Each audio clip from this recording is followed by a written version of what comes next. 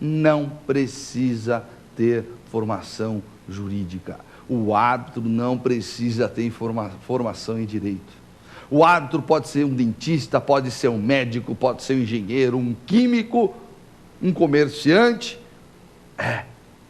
qualquer pessoa. Não há, repito, necessidade de formação em direito. Mas você fala, mas isso é um absurdo. Como é que ele vai proferir uma decisão? Como é que ele vai solucionar um conflito se ele não tem formação na área do direito?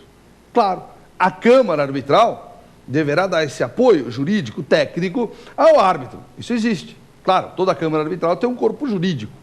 Mas o árbitro não precisa conhecer o direito efetivamente. O que ele tem que fazer é solucionar aquele conflito da forma mais justa. Imagine você que existe um conflito entre um paciente e um dentista. Um paciente e um dentista. Se for promovida uma ação judicial de indenização, a primeira coisa que o juiz vai fazer é nomear um perito, porque ele não entende nada de odontologia, certo? Na arbitragem, o árbitro poderá ser um dentista, poderá ser uma pessoa que tem conhecimento, domínio dessa área.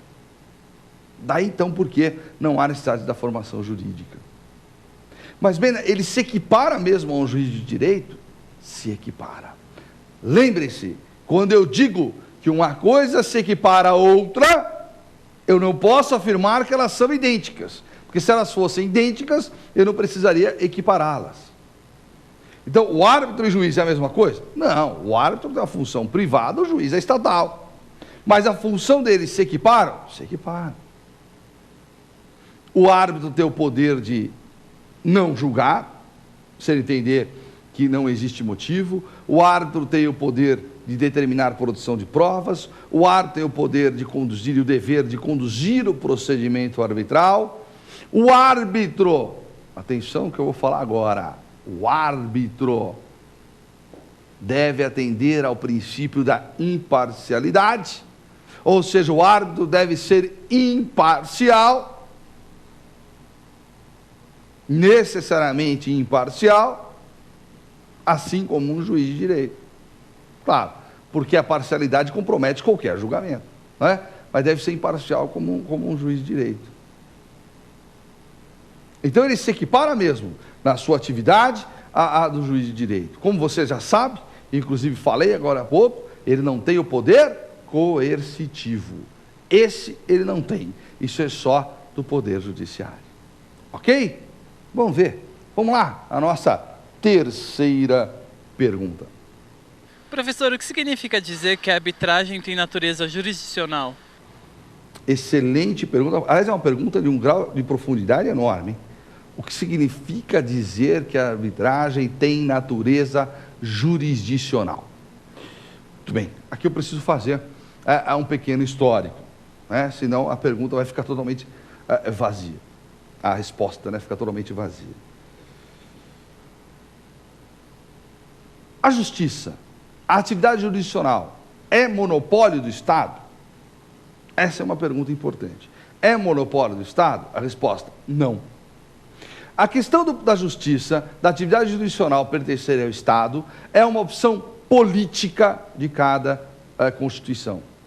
Política de cada Constituição. Não é natural que o Estado tenha esse poder. Veja, em Roma, se nós formos ao direito romano, a jurisdição era privada. Em Roma, a jurisdição era privada.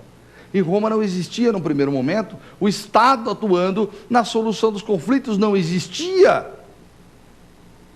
Eram os leigos, era o juiz privado que solucionava os conflitos.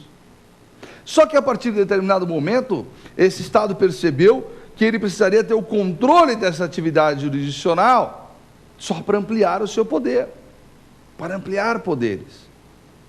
Isso foi feito. E aí, todos os estados, né, as constituições, boa parte delas, começaram a adotar a atividade jurisdicional como atividade do Estado. Mas isso não quer dizer que seja um monopólio. É possível que existam, então, o quê? Soluções ou mecanismos alternativos.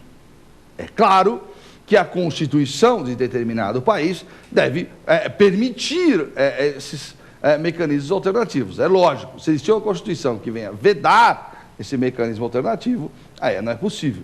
Mas desde que ela permita, ela já indica que não é do Estado o monopólio da atividade jurisdicional. Não é. Nós temos na própria Constituição brasileira, na nossa própria Constituição, a justiça desportiva. E a justiça desportiva não tem atuação do Estado. Isso você vê no teu cotidiano, nos jornais, da TV, na internet. Justiça desportiva não tem atuação do Estado. Então, nós não temos um monopólio.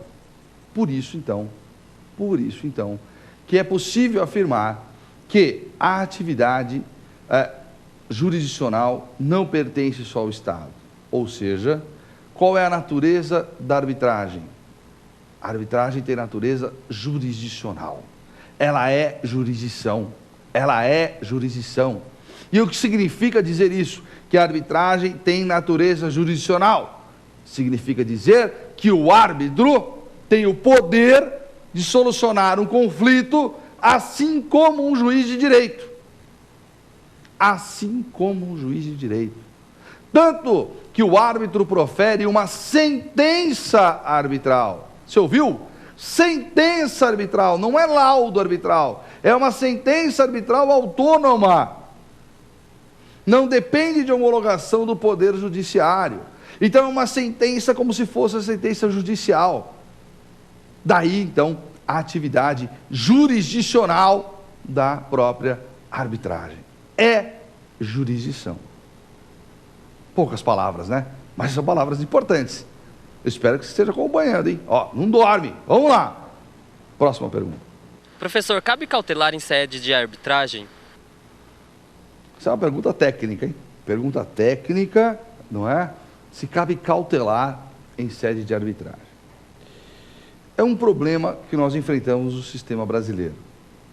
Como é que eu faço com as chamadas tutelas de urgência em sede de arbitragem? O árbitro, ele pode até determinar alguma tutela de urgência. Por exemplo, ele pode determinar que alguém saia de uma casa imediatamente. Pode. Só que se a pessoa não sair espontaneamente, como o árbitro não tem poder coercitivo, não vai adiantar nada. Ele não pode forçar aquela pessoa a sair. Entendeu? Eu estou dando um exemplo, claro, só para a gente conseguir visualizar. Então, se for necessária uma tutela de urgência, como as cautelares, como uma liminar, uma tutela antecipada, há necessidade da interferência do Poder Judiciário.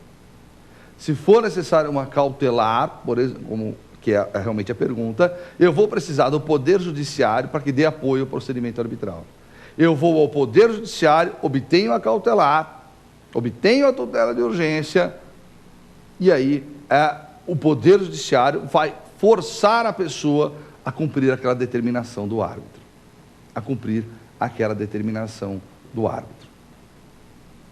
Ok? Exemplo. O nome do indivíduo está no Serasa, está lá no SCPC, tem restrição de crédito. O árbitro não tem o poder de mandar retirar imediatamente o nome dele da restrição de crédito. Não tem, imediatamente não tem, através de uma tutela de urgência. O que a parte tem que fazer?